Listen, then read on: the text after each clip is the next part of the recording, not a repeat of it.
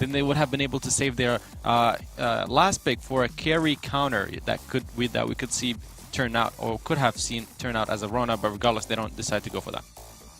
Yeah, I'm not going for that one just yet. Going for a Vox, which, you know, typical safe pick. Very good into the Black Feather as well, as you can dance around those fights and try and kite him during the duration there. And along with Elira, that carry should be able to survive decently well during these fights. So curious to see now where SK go. Obviously, with a Black Feather first pick, you can go in pretty much any direction. Yeah, and you expect either the Lance or the Arden to be their captain, with both the Lyra and the Grace already taken off the board.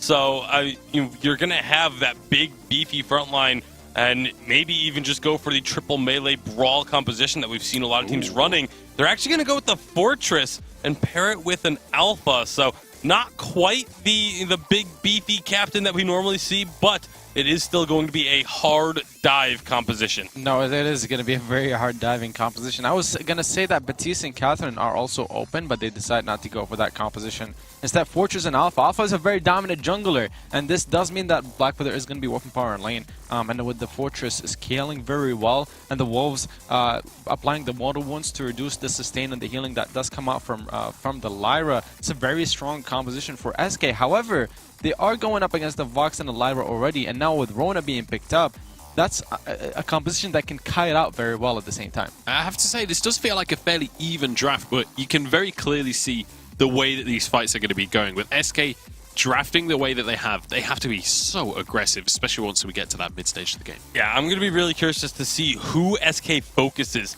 in the team fights, because initially you look at this and you say, okay, you want to focus down the Vox. He's going to have that big ramp up damage, but then the Rona becomes this massive threat, and if you don't deal with her early, she can wipe your team almost in a 1v3 if she's able to get those breaking point stacks.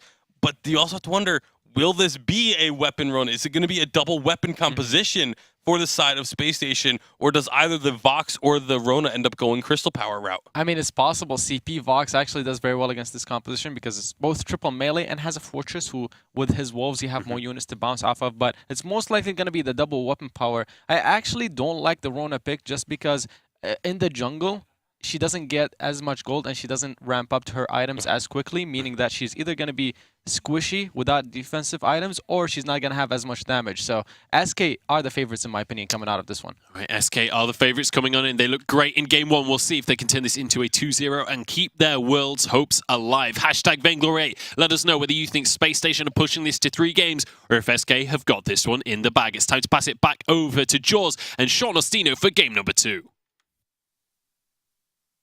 Thanks, guys, once again for your expert analysis, and game number 2 is underway. Sean Ostino, I'm ready to get in, and SK, with every single win they rack up, it makes it harder and harder for G2 to come back as well. That's something we've got to keep in the forefront of our minds. This is the final week after all. SK drafting once again a full dive composition. We'll see if that Vox does want to go weapon power, or is he going to dip into the crystal route as well. Yeah, it's going to be really interesting to see that, Jaws, but I'm on the side of SK right now. I feel like these guys are going to be... just the dive potential that their team has is really, really substantial here.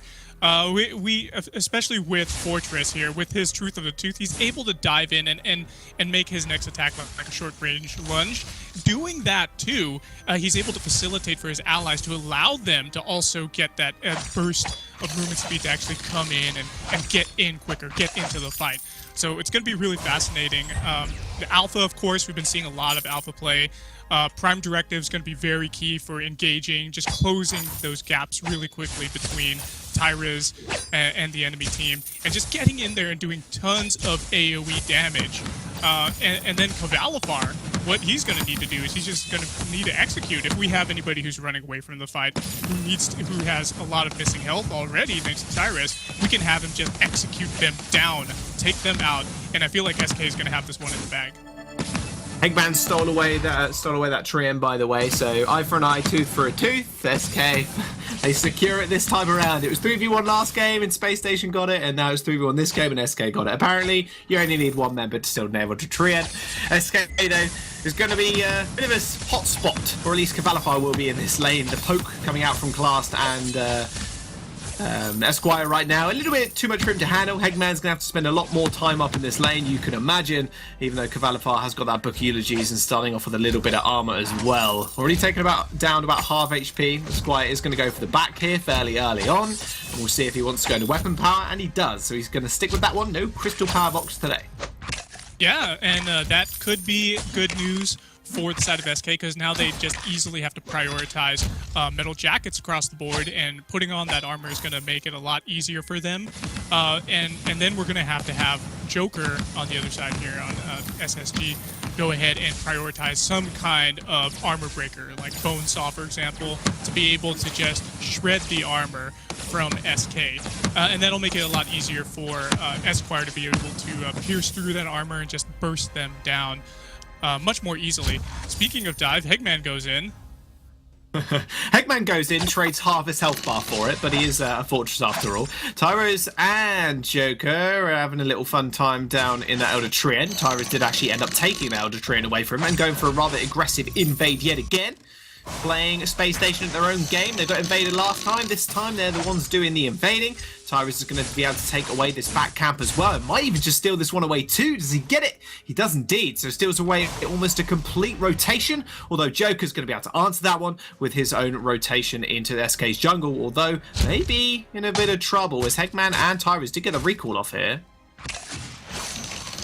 Yeah, it looks like Cavalifar is going to be working on some lifesteal. He's got that Barb Needle already sitting in there, and I would expect him to be going towards a Poison Shiv. We have Hegman going in against the Joker again. Yeah, it just takes a small chunk out of him, nothing that Joker can't shake off. And let's have a look towards these team fights later on, to be honest, because one thing that stands out for me from SpaceStation, they've got a lot of abilities to engage. They've got class, so you can use that passageway to the Bright Bulwark. They've also got a lot of sustain in the form of Joker picking up a Serpent's Mask, what you can imagine be his first item. But Hegman picking up Fortress, that's a lot of mortal wounds. And a lot of wounds going on to Joker right now as he falls extremely low. Class is there with a Bright Bulwark into the fray used to get out of the combat for the time being. SpaceStation rather aggressive in their defense as well. That Crystal Sentry was coming to aid, but SK, they choose to back off for the moment. Yeah, it's interesting how we have all the dive coming out of SK, even with the Dragon's Blood contract picked up by Hegman. But in addition to that, if we look across the board, we do see SpaceStation Gaming actually have a lot of kiting potential. We do see, even though we see that Rona wants to jump in to the fight, she can also do out of the fray and get out of there. We have the bulwarks that can come up to protect the team from a lot of dive and movement abilities. However, we do have Cavalifar. Once he reaches level 6, he's going to be able to ignore that bulwark and get through there with the Rose offensive to get further into the backline. So I feel like a lot of the win condition here for SSG is they're just going to have to protect Esquire and ensure that he gets to late game and he's able to kite around the fights and just do tons of damage. It's all about sustaining these fights, and Esquire going the Poison Shiv to sustain and deal those mortal wounds as well. SK pushing up the lane. Tyrus is level 6. Cavalifar is just dinged as well, with only Hegman now just waiting to hit that level 6 mark, and that's going to be the time and opportunity you can imagine where they're actually going to want to fight. Remember, in game number 1, SpaceStation not only secured the first turret, they also secured first blood. We'll see if SK can flip the tables around this time around. Yeah, and actually, Cavalifar has built into a Serpent's Mask as opposed to a Poison Shiv. So even though there is that healing coming out of class, he is opting for the more weapon power damage and additional lifesteal as well. So that's going to be a very interesting pickup for him. We do see the Aftershock coming out right now for Alpha. And they want to go for an engage as well. There's the attack of the pack. There's a big prime directive onto 3 people. That Red Mist is chewing SK up though. Wait for it comes out and silences all members of SK, but Rona's already out of the fight. There's the Permanation Protocol, only hits class, and that will be Esquire jumping out of the fray as well. Although Joker gets found out once again. A big prime directive secures Tyrus' first kill. In fact, a double for SK. They don't find 1, they find 2, and they find that Crystal Sentry as well. Yeah, really good capitalization from that team fight. Finding it pretty early here too. 2 kills for SK, and their reward is a very tasty and delicious Crystal Sentry, and that's, if they keep doing that, of course we're going to whittle that down so the jungle will all belong to SK later on. And I could see, you know, them just continuing to do that, and they're really doing well pushing these objectives here, invading the jungle over and over again, and that's something that we know SK to do. They just have so much aggression in them and so much confidence. That was a lot of confidence to step up into 3 people there, Cavalifar, but hey, whatever works best for you. Does have sustain in his kit, though, with that Serpent's Mask, however.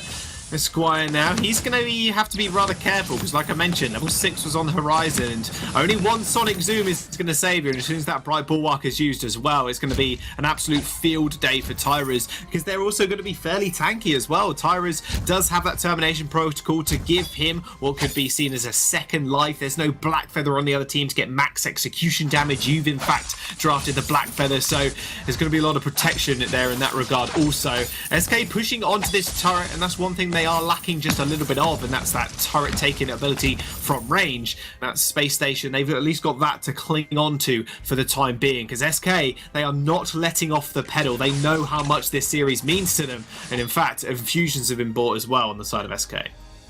Yeah, just like we've been talking about this whole weekend, for the past few weeks, really, is that SK has not been the same team that we've been seeing. Actually, for the for the entire autumn season, really, they've been lacking here and there. They've been having quite a few losses. There've been a few times where we haven't seen them make it to the finals, and because of that, there've been G2 has been able to catch up to them and close the gap to within 3 points. SpaceStation Gaming is not in the running for Worlds right now, but they could still upset SK and make it and disallow them from going to Worlds, which would be a crazy story if that happened, John. Yeah, absolutely. And G2 will have the smiles on their faces, I'm sure, if that did end up happening, if SpaceStation do manage to find the next 2 games. But we are obviously in game number 2. It's only about 8 minutes in. No turrets have fallen just yet, and there's only about 2,000 gold lead on the side of SK. But I like what you were saying there, Sean. I think we have got to look at SK's past, and we have got to look at the last couple of weeks where they've not been, I wouldn't say been performing up to the standards of the first start of the split, but it's just other teams getting a lot better feel of SK. I mean, we saw them drop 2 games to Mouse Sports. One would say that it was going to be a fairly easy series for them, but falling 2-0 without even taking 1 win, it was a bit of a confusing time. I kind of watched the games back and I was like, are they really going to lose this? Are they really out of the running at this point in this week? It was kind of a crazy time. And speaking of crazy times, actually, say SpaceStation trying to take that turret. Tyra's going in for 1v3. No CC obviously in the Space Station kit, so they won't be able to lock them down at any one point, but they still get a large chunk out of that tier 1. They do, and that's a pretty good capitalization on these team fights have been going. They've been pressuring a lot of SK, and looks like they're still going in.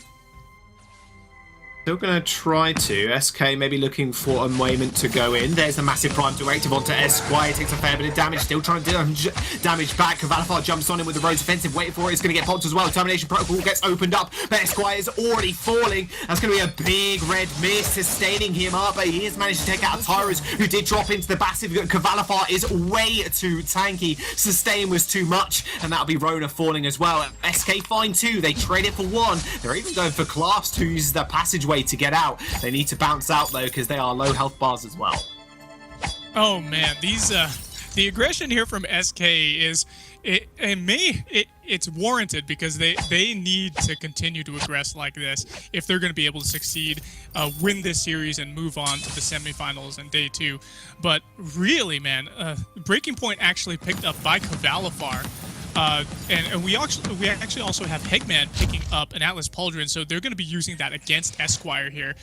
Breaking Point and Poison Shiv are available to Esquire, so reducing the damage output, the damage per second coming out of Esquire, is going to be a really key thing as we go on here for the rest of the game. Dragon's Eye picked up by Tyrus. That's going to allow him to stack up a lot of CP damage. And we do see War Treads actually picked up by Class. So that's going to allow them to do a lot of engage into the team fights if necessary, and disengage as well, which is equally important. Termination protocol used by Tyra is there to seemingly get a bit of damage on the gold miner, and it's actually going to get stopped here as SK go for the 2v2 engage up in the lane. Joker now finding Tyra in the 1v1. He's going to back off for the time being as SY just almost gets obliterated. In fact, he does. SK are going to be able to find that kill straight underneath that turret, and Classed as well is going to have to use that sigil for the extra speed. Joker's only just joined the fight, but Cavalifar finds the executing blow, and now it is only Joker left in their way of the ace. They find it as also, and they're going to be able to push down this first tier turret. SK Gaming nearing a 7-1 score lead, 3k gold advantage. They want to end this right here, right now, Sean Orsino. No messing around, no time to look back. Oh my goodness, Jaws. The rotations there out of SK were just amazing. Sentry is eliminated at 12 minutes into the game. Now all the jungle belongs to SK. But the rotations, keeping a distraction on the Joker, having him fight Tyra's there around the other side of the gold miner was so key to Cavalifar and Hegman just pressuring the lane so much. Able to do that, they pressured and focused Esquire. Taking him down early, they reduced so much of the damage output coming out of SpaceStation Gaming, and it looks like further troubles, they're taking the gold line. Wait for it comes out, it's not going to get stolen. SK secure it, Bright Bulwark's opened up, so is that attack of the pack. They're trying to fight back with those war trades, but it's not quite working. Prime Directive onto 3 people and a 700 damage proc kills Esquire and Joker, and now Class is just going to get run down. SK following the back-to-back ace after the take of the gold miner, and they're looking at the second turret as well. Oh man, War Treadsing back to where there was no Crystal Sentry. It was an absolute mess for SpaceStation Gaming. Maybe rotating towards the lane would have been a better option, but just because that Crystal Sentry is no longer there, these 2 turrets are going down. They broke the base at 13 minutes. 13 minutes, not quite the quickest game we've seen in the EU, but that is absolutely insanity. SK are not messing around. This full dive is something that just kind of telegraphed from the draft, really. You see that fortress and you go, okay, they're just going to jump on Esquire and execute him, and that's exactly what's been happening. He is 0-4 right now, sitting on 2 items, yes, but more often than not, he's just kiting back with the Sonic Zoom, trying to pop boots. The War Treads are popped as well from Class, and he just cannot get away from Tyrus, who is seemingly using an aimbot on these Prime Directives, because he has not missed one, Sean. They're really good, and he's also working towards a broken myth. That's going to allow for some additional pierce, but we don't see that much shielding on the side of SSG. They actually only have, it looks like, a kinetic shield picked up on the Joker, and that's about it. We have armor that's actually been prioritized versus Cavalifar here, and Cavalifar has actually gone for a bone saw, so he's going to be able to shred whatever armor they have there on the side of SSG. But a Shiver Steel picked up by Hegman, and he's going in.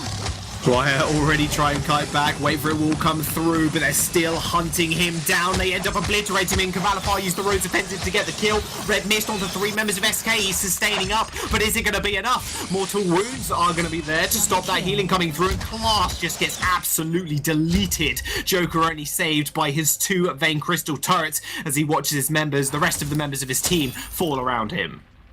12-1 right now, 14 minutes, nearly 15 minutes in the game. Kraken is about to spawn, and you never want to lose a team fight around the time the Kraken is going to spawn. They're just going to go ahead and clear out the jungle. SK says, you know what, your Crystal Sentry's not here, all the jungle belongs to us, and we're going to take all your gold and continue to starve you out.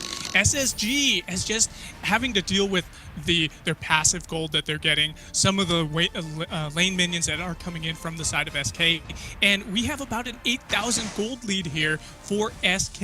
They're 12-1 right now. If they win this next team fight, SSG is going to have a really messy situation to deal with, and it could be game for SK just pulling a dominating game here, a dominating series, really, Jaws. A lot of S's in the name, so don't blame me, Sean. I'm not going to lie to you. SSG and SK Gaming, but like you said, that Kraken is now on the board. SK not prioritizing it just yet. They know SpaceStation had only a couple of seconds left on their recalls. You can imagine they want to find at least one more fight before starting that one up, or they could try something sneaky and actually just take it now, and it does look like Hegman and Tyra is toying with that idea and toying with their food at the moment. Cavalifar is going to be off to the sidelines. He finds Class. The red mist is going to open up with at least for Hegman's going to jump over the wall. Attack of the pack is going to get popped. There's going to be a lot of wall wounds going going down. Cavalifar in the back line, though, needs to sustain up in these fights. And already, Esquire isolated by SK, and they find the kill. A red miss almost kills Cavalifar, and into the fray does. Prime Directive does land on top of him, but that Termination Protocol will keep him alive for the time being. There goes the explosion, but it's not quite enough to kill Joker. Can't quite get back up in time, although he does. Class is going to be there trying to kill him. Elder Treant survive, makes him survive for the time being, but he ends up getting cut down as the Into the Fray is used to try and chase up Hegman. SpaceStation, they're not out of this just yet. They trade 2 for 2. Wow, the Joker is able to sustain so much in these team fights. He doesn't have the best objective taking capabilities on this Rona, and that's why he's not necessarily going to start up the Kraken. But still, just spinning around with these red mists, getting the fortified health per second that he's spinning is just happening so often here.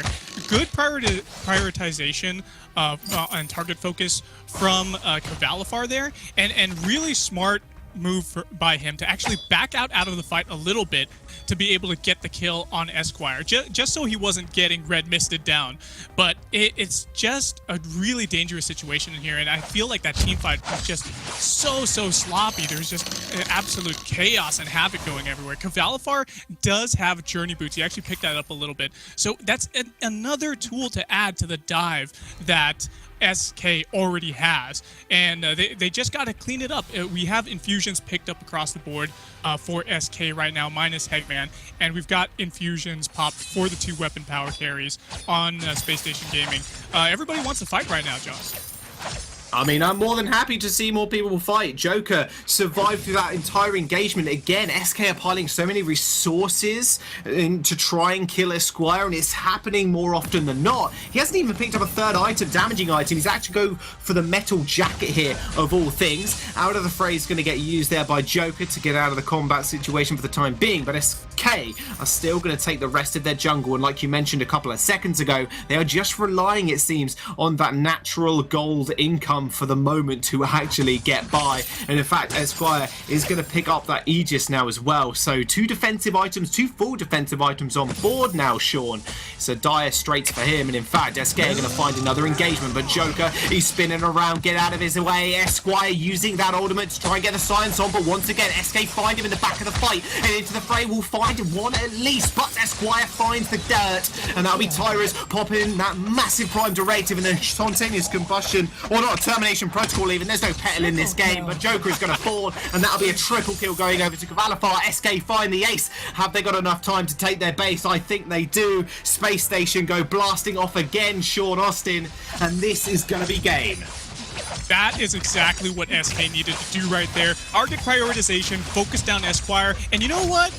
Don't mess with the Joker. Just take down Class. He is the weaker, squishier of the remaining carries, and this Vein shatters. SK taking the series 2-0 right now. Really well played right there. Dominating fashion from them. And look at Cavalifar, 10-1 on this Black Feather. Just amazing. And Tyrus too, 10 assists, 14 assists for Hegman. Their team synergized so well right there, and they're going to be moving on to day 2 today, Jaws. Almost 100% kill participation on both